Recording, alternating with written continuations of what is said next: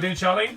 Hello, yeah, good, thanks. How are you? Nice to meet you virtually via the magic of the internet.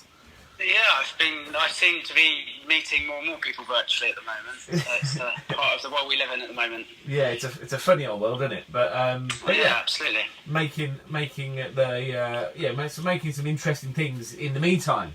So I don't know if you've seen what I do normally. I normally am painting with these cars. That's what I normally do. So I normally paint with radio control cars. Live at shows and events, so Goodwood, British Touring Car, British GT, X, Y, and Z. That's what I normally do. And obviously, with how it is at the moment, there are no car events, no racing. So I'm also working from home. So this is the spare room of the house. So instead, I'm doing continuous car drawings, which means I draw an outline of a car with a single line, and then fill it in to create the image. So this today we've gone for Mini Monday, so we're creating all the Mini GP Cooper works as continuous line drawings in about 30 minutes to 45 minutes. And thankfully you said you'd join us as well, which is brilliant. So yeah, what will happen, I'll start drawing, and then you can just kind of talk through what you do as a race driver, as a company owner. So you've got Cooper Bikes as well. Yeah. And also your racing career, and obviously a bit about the heritage and how you've been involved with Mini as an ambassador, but also the name that goes with the car as well.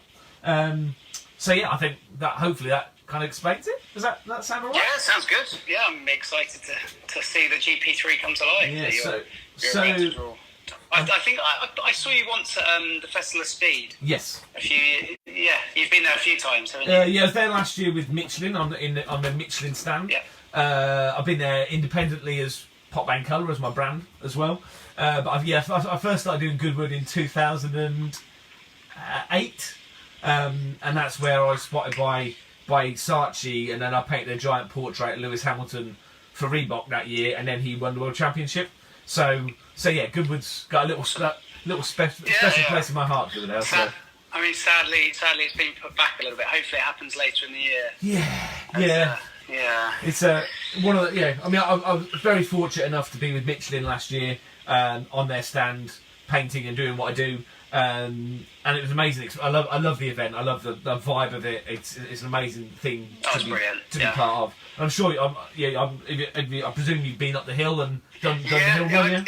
It was so. I mean, I've been going.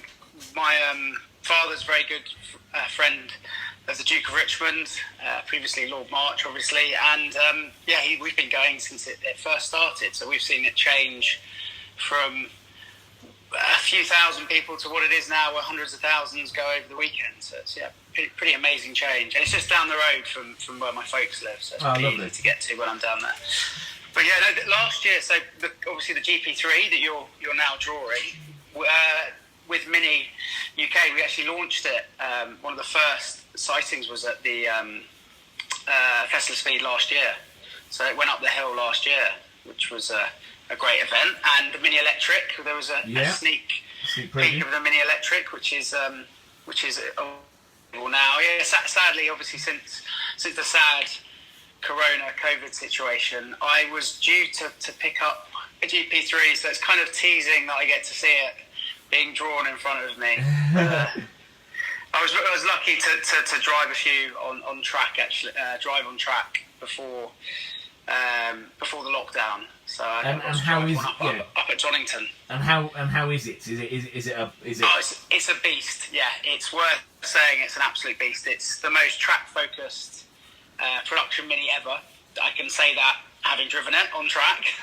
It's it sticks to the road. You just point it and shoot. Really, it's an amazing car, but great feel, good fun. I mean, I didn't want it to stop, sadly.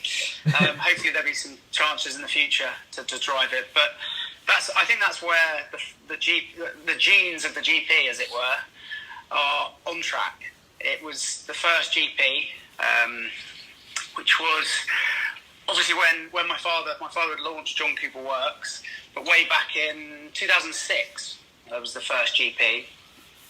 which the idea, along with Mini, the Mini team, was to build a real track-focused car with what was then the John Cooper Works kit.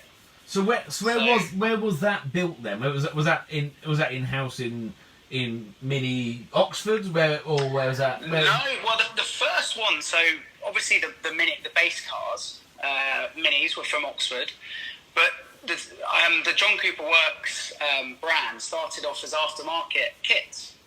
So it wasn't something you ordered on the factory as a model. It was an aftermarket kit. So that first.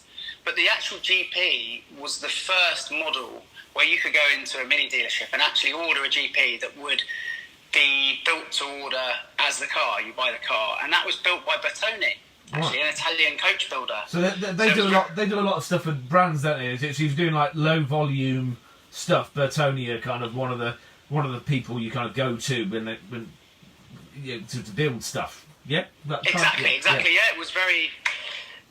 Sort of obviously a big European project, really exciting. That was when I was kind of just after I was working with my father in the John Cooper Works brand, which started in Sussex, out of a number of garages. They had a facility there, and that's where John Cooper Works pretty much started in the early noughties.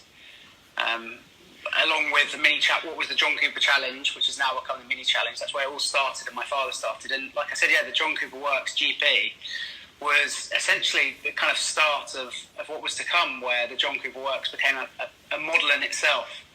So it was the precursor to the JCW model going onto the production line in Oxford.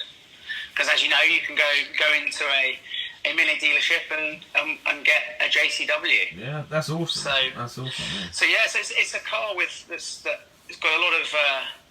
It means a lot to me, actually. I was lucky enough to have one of the GP ones, one of the early ones, and I remember Dad coming back from Munich, actually, and there was a big, as you can imagine with a big brand, there was lots of talk about what the name should be of this new track-focused car. And I think it was a dinner with my dad, actually, and we just came up with the name GP. It's pretty simple, and yeah, it's something that we actually called. There was a classic. Dad called. One of the classic Minis, we call them classic Minis now, but the original Minis. Yeah. One of the John Cooper Works conversion kits for the old Mini was called a Grand Prix edition.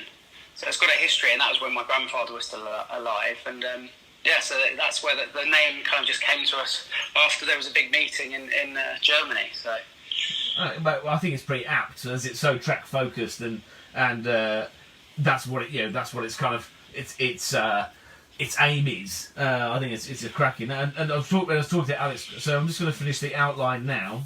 So that's the initial outline of it. So that's all one continuous line. Didn't take the pen off at all to do it. And now I'm going to make it look more like that. so don't worry, it's going to look a lot better. So far. This is fantastic. This is really. I'm loving the story. Yeah, I was saying this because I was speaking to Alex Scoy earlier, who's a journalist. You may know him, may met him, but he was talking about the Mini GP one and how, I mean, even the values now of them the values of them are really staying up still. Like they're still kind of 15, 16 grand.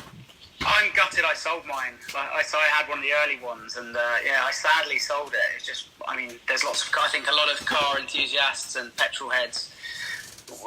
Cars come and go, and there's always ones they wish they hadn't sold. But I think, looking back, it's such a special car. You look at the GP3 now, the GP2 obviously, which I didn't have one of, but I got to drive, was a great car.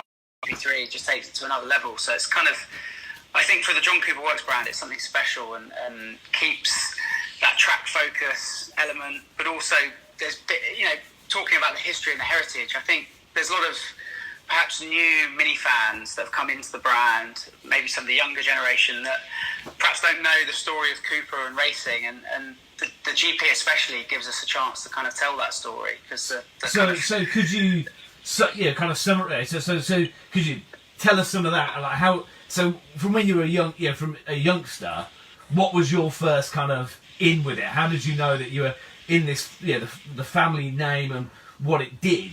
How did you embrace? How did you embrace it? Yeah. I mean, there was always.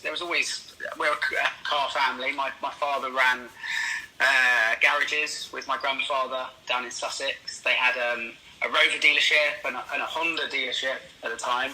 They sold a lot of NSXs, and I remember being a kid getting into an NSX. I thought this was a pretty fancy car, but I was probably a bit young to understand the history of my grandfather. Yeah. But I think it was probably when I was a teenager, about 13 or 14, I went to the British Grand Prix. I've spoken about this before, actually, on a mini video, when he took me to the British Grand Prix. And I was kind of becoming a Formula One fan at the time. I was quite young when Ayrton Senna died, but I loved his yellow helmet, I think, a bit. I was obsessed by Ayrton Senna. And I remember my grandfather took me through the pits of the Formula One paddock, and I was pretty amazed that everyone knew who he was at the time, and how at the time Ron Dennis was with McLaren, and he had a big chat. When I remember the McLaren team, I was old enough to know who McLaren were, and it was just an eye opener to kind of. And at that point, I think after then, I started to appreciate the family history and what my grandfather had done for motor racing, for the automotive industry, and Formula One. So that was probably the moment that it kind of hit me. Because Cooper were in, is that right? Cooper were in Formula One. There was a F1 association there, or? Yep. So Cooper, the history of Cooper goes. So my great grandfather Charles, who I was named after, he owned a number of garages, so it was in the family. And my grandfather was just after the war was obsessed with racing.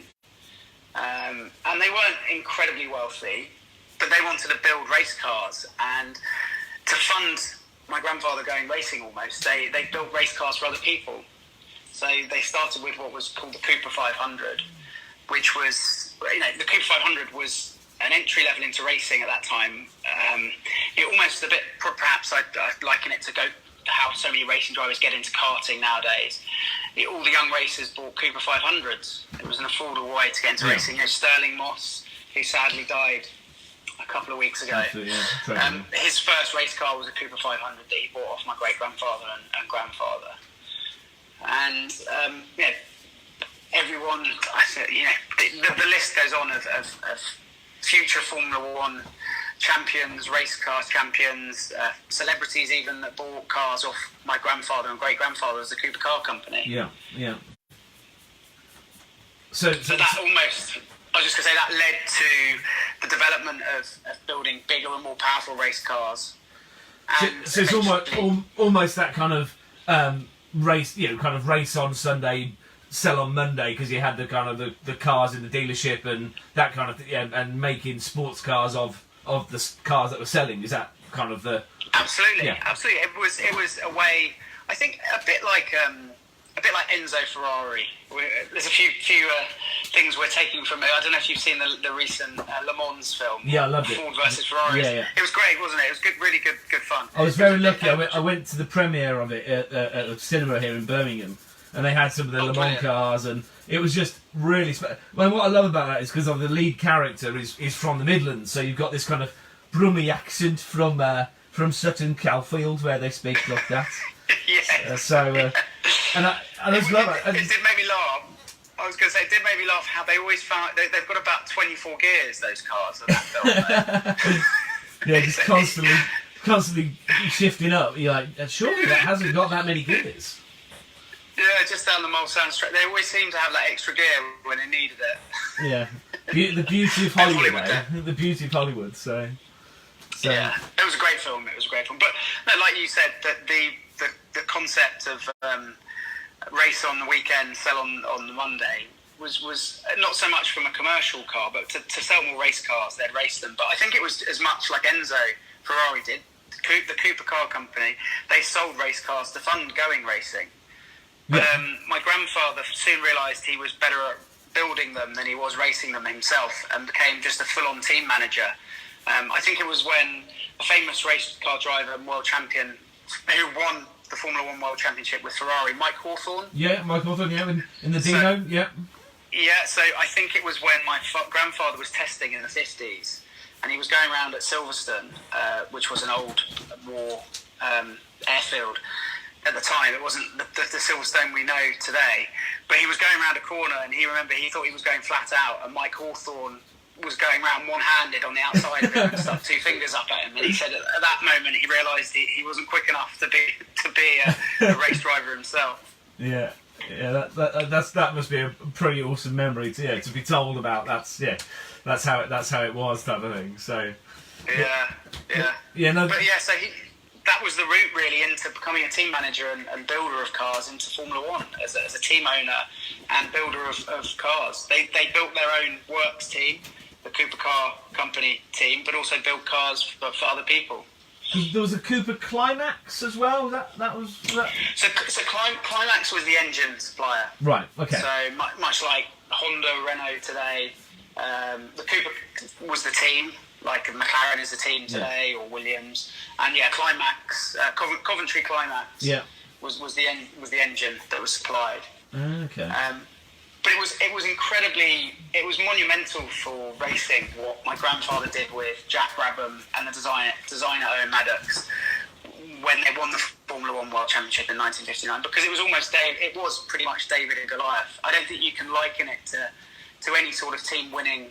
Now, it was almost as if a team came into Formula One now with, hundredth of the budget of the big teams, and beat them all. Yeah, it really was special back in the day, especially as they came with a car that was so different, because they were the first serious Formula One car to have the engine in the back, to have the rear engine car. So the design of it was it was a leap forward in how the cars were in general. Yeah, the design of it. Exactly. And even, Enzo Ferrari famously mocked my grandfather. Ferrari were a world champion at the time and very famous in racing, and Enzo Ferrari famously mocked my grandfather and said the engine of a Ferrari will never be in the back. Have you ever seen a horse push a carriage? Right. Okay. And that was about the Cooper car. Exactly, that was about the Cooper, but he soon changed his mind when Cooper won the World Championship in 1959 and 1960. So, the 1961 car, Ferrari, did have the engine in the back and itself won the World Championship. The Sharknose, a beautiful car, but won in 1961. So fast forward, so you race minis now, you race, and so how does that, how is that, and how do you find it, and what's your race history almost? So I started. I did a bit of a very limited amount of karting. I had my own cars when I was a young kid, but I soon realised I was a lot better at rugby as a kid than I was racing. Probably a bit like my grandfather. I realised that I was into cars, but I wasn't as good at racing as I was probably other sports. Yeah. And it took probably I went off and I did work for my father and for a brief period when he was setting up John Cooper Works and help him. I was involved. My cousins actually helped launch the John Cooper Challenge with my father, which, like I said, has become the Mini Challenge. So I was even involved in racing as a business as such in my 20s after university, but I never actually raced. And it took till a few years ago where I became a brand ambassador with Mini off the back of doing some stuff on Cooper Bike, setting up my own bike company. And it was a chance, there was a chance just to race, and I thought, why the hell not? I've left it this long. Yeah. I perhaps didn't feel the pressure of when I was younger. I knew I wasn't going to beat any of the young kids that have been doing it since karting days. So I just kind of did it for a bit of fun, and I instantly fell in love with racing. And over the past few years, I've been lucky enough to race in minis in Japan, at Fuji. I've raced in Italy at Monza as well, in their mini challenge, and all over the UK. So it's been a pretty awesome experience racing and actually getting the racing bug. Even though I'm not winning a load of races, I'm still enjoying it wherever I am. If I'm in the middle of the pack, I can have a lot of fun. Yeah, so the kind of the pressure is off a little. You're not having to almost prove or anything, because you're doing it because you're enjoying it, not because you're going out to win type of thing. Absolutely, yeah. It's more of just an experience thing, but also it's a chance when I go around the world as well with Mini. Like I said, I work as a brand ambassador. It's an opportunity to kind of, having raced the cars, you get a real appreciation of the dynamics and what a car is capable of. Yeah. And also, it gives me. I think a lot of people, whether or not you're a petrol head or not, people should take a car on track and just appreciate what the limits of a car. I think it makes people a better driver, a safe driver on the roads. You know, sadly, I think a few people in the lockdown situation have taken to the road and treated it as their own racetrack, which I don't think is a great thing to do, being a cyclist on the road. But I think people should go to racetracks, go to track days. That's when you can have your fun and actually take the car to the limit. So going back, so you designed bikes, so you had the Cooper Bike Company as well.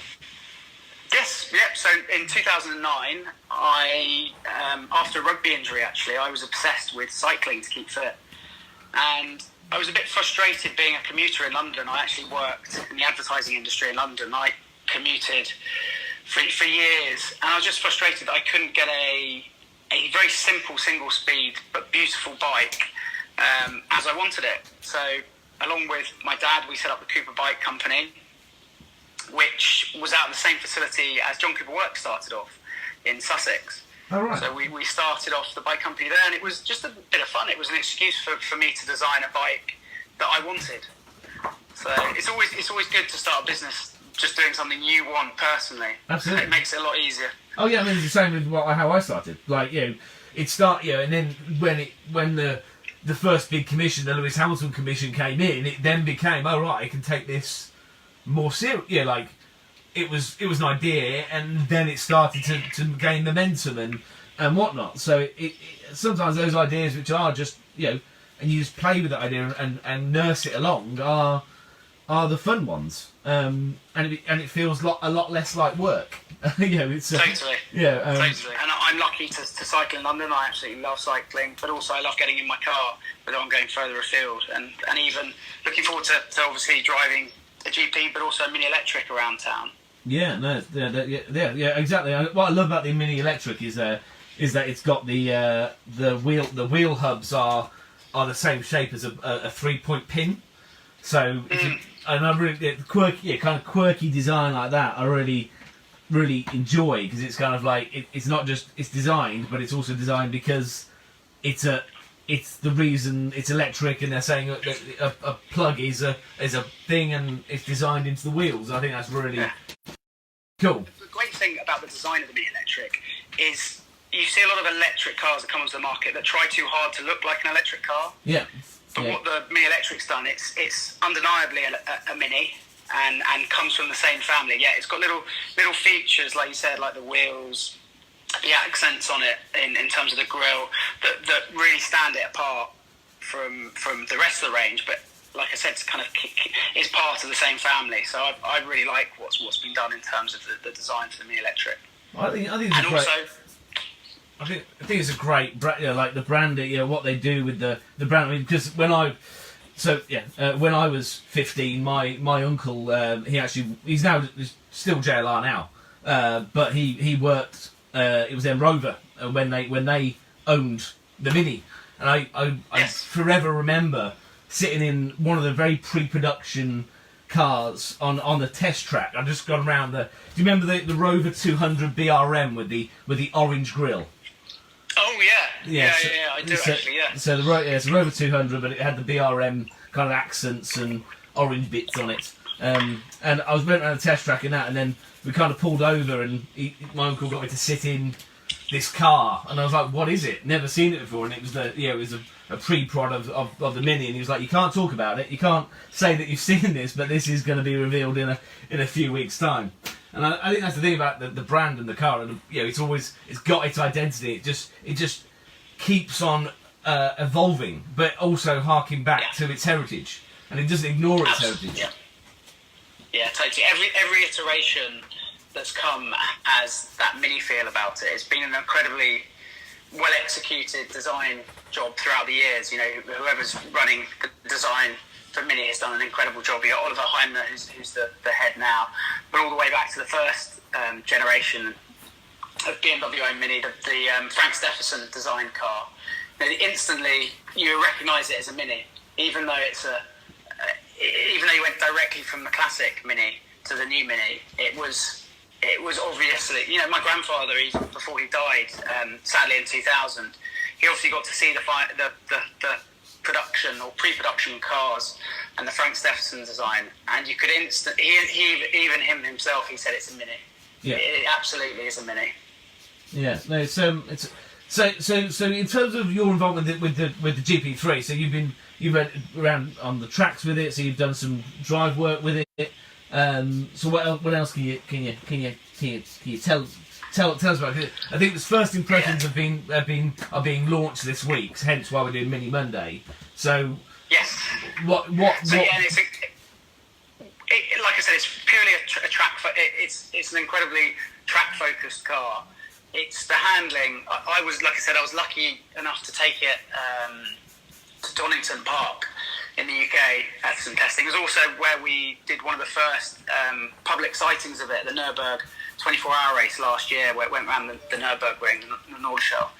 And to prove how kind of the focus of the car, each of the GPs have been developed by the engineering team at Mini at the Nordschleife, at Nürburgring. So every iteration from the GP1 to the GP3 has got faster, and this the GP3 did a very quick sub-8 minute laps. For all those people that are into their racing will know that's incredibly quick for a front-wheel drive car. Yeah.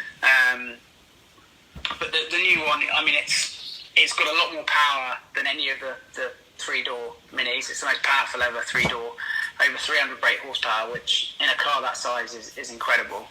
And the torque as well. When you drive it, it's over 400 newton meters of torque, which you do notice, I can tell you. Because the previous ones are kind of 230 brake, is it, to the front wheel? So the GP1, obviously we helped develop with the 1.6 supercharged engine. Yeah, that was just over 200. So I think I should know. I was reading a magazine. There you go, Performance Mini. Always doing my research. They had all the GPs in it last month. So yeah, I think it was about 220 brake horsepower in the 218. There you go, 218 in the first one, and then the second one. It's a slight increase. It wasn't a huge increase. It wasn't. Obviously, the engine went to turbo. Yeah, it was about the same, but a bit more torquey. And obviously they were both manual cars. This one's is now the automatic on the flappies, isn't it? Yes, yeah. But it's the gearbox is pretty good on it. It's very good. Especially on track, it's really responsive.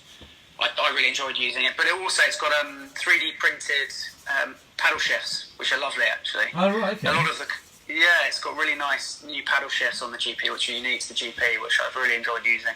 And a lot of the car actually is 3D printed. So some of the wheel arches have a very special carbon composite that's unique to the car. Because they sit away from the bodywork, don't they? Yeah.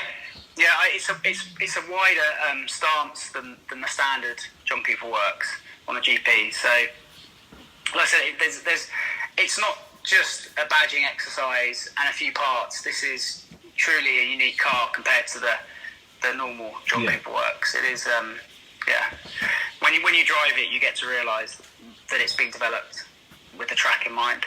Yeah. That's properly cool. So just we're nearly there. So what marker colour do you use to try and match the special grey metallic? Kind of like a mixture. So it's kind of, you put like a base tone of grey down, and then you mix it with like blue and a bit of purple, and so you just kind of build up the layers really. So it was on the very first live feed we did. Somebody commented, make sure you get that kind of bluey grey. It's not just grey, and I knew that anyway, but it was just a matter of because obviously. People who've got the GP fans are very passionate about the GP and what it is, and it's a bit like when the Focus RS comes out, and there's RS fans who know every last bit of detail about that car. There is definitely a band of GP fans out there. I know. I'm pretty sure the UK. allotment of cars. There's I think it's around there's 3,000 globally. I think I've got it written down.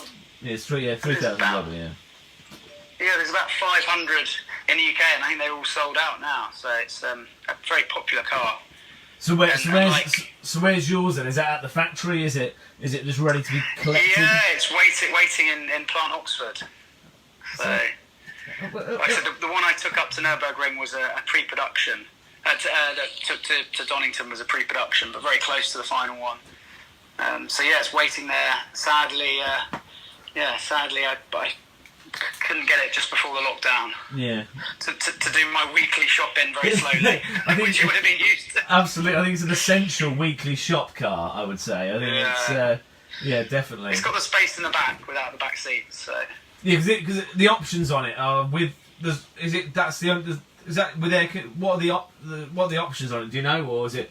So it comes as is pretty much. There's very few options with it, but it's only got 2 seats. That's not an option because it's got the strut bar across the back, which all the GPs have. So it's just 2 seats, stripped out.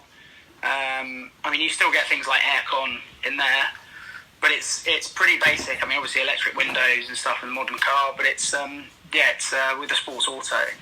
But it is a track focused car, so yeah, stripped out inside, so lighter than it would be with back seats.